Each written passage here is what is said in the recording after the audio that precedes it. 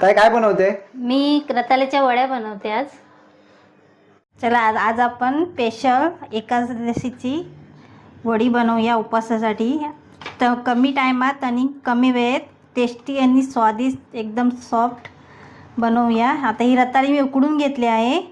मी time जातो म्हणून तेवढे उकडून ठेवली बाजूला. ते आता मी सोलून घेते आणि ते किसून घ्यायचे आहे. ह्याच्यामध्ये तूप टाकल्यामुळे टेस्ट वेगळी येते आणि एकादशीचे हे चांगले पदार्थ आहे. कुणाला स्वीट खायचं असेल तर हा पदार्थ नक्कीच करून पहा, पटकन होतो. आता आपण ह्याच्यामध्ये टाकायचं, हे बघा तुपामध्ये असं टाकायचं, थोडंसं परतून घ्यायचं, कारण का पाणी बिणी थोडं असतं ना ते याच्यामध्ये सुकून जातं परतल्यावर. असं परतून घ्यायचं चांगलं. त्याच्यामध्ये ॲड करूया आपण.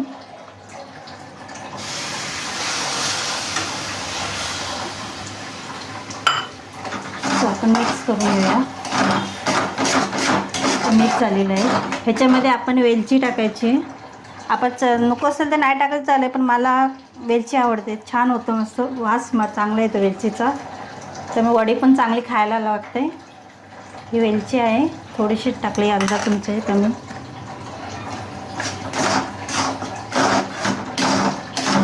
थोडंसं वास आला की बंद करायचं. खमंग थोडं करून घ्यायचं. दूध आणि त्याचं खमंग आलं पाहिजे चांगला. त्याच्यामध्ये मी तर थोडं गोडीला कमी असतं म्हणून थोडी साखर ॲड कर. ज्यांना साखर नको असेल तर नाही टाकली तरी चालते, पण मला साखर थोडं गोड लागतं त्यामुळे थोडी साखर ॲड करते, 3 चमचे.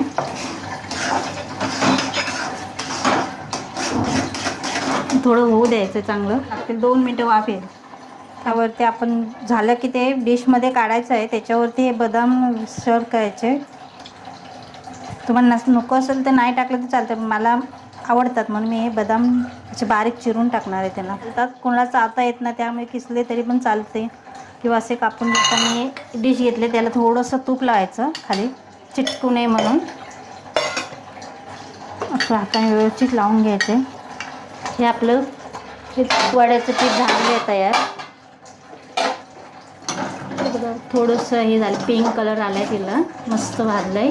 5 दिवस चांगली राहते, फ्रीजरमध्ये ठेवले तरी व्यवस्थित राहते, खराब होत नाही. वडी काढून घ्यायचं आपण.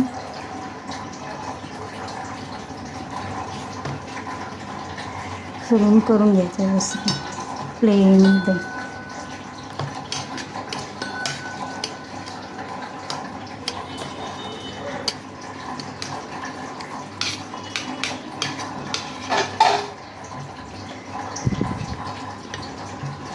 मस्त थापून घेतल्याचं.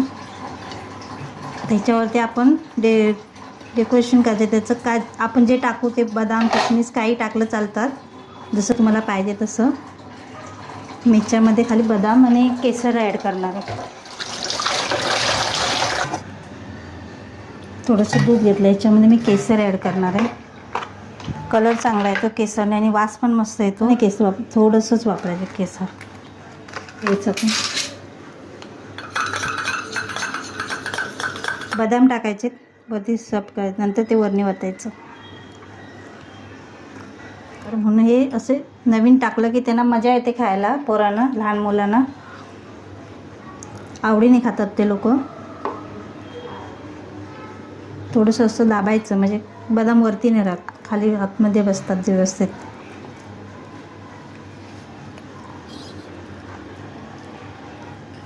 आता हे आपण केसरचं जे दूध केलं आहे ते आपण वरणी सोडायचं आहे. त्याच्या वरणी केसरचा वास येतो चांगला. रेसिपी तयार झालेली आहे. आता आपण ह्याला फ्रीजरमध्ये ठेवायचं आहे 10 ते 15 मिनटं. नंतर आपण सावकाश त्याला कटिंग करूया. हे बघा मस्त गार झालं आहे, कडक पण झाले थोडं. याला आपण कटिंग करून घ्यायचं आहे पीस.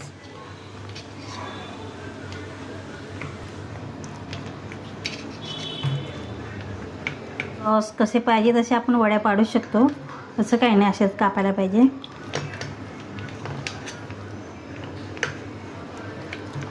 बघा तुम्हाला काढून दाखवते वडी. बघा झालेले मस्त तयार वड्या. हे बघा अशी कटिंग करून एक एक वडी काढायची. त्याला अजून थंड व्हायला पाहिजे. आपण कटिंग करून परत फ्रीजमध्ये ठेवूया. हे बघा, ही वडी तयार आहे आपली. बघू शकता तुम्ही, छोट्या छोट्या वड्या केल्यात मी याच्या. या आठवडा 2 आठवडे चांगले राहतात. पोरांना एक एक डब्यात किंवा असेच खाऊ देऊ शकता, असं काही नाही. मस्त वड्या, टेस्टी आहे. बघा तुम्ही एकदा ट्राय करून. रताळ्याच्या वड्या स्वस्त आणि मस्त, खायला पण चांगल्या.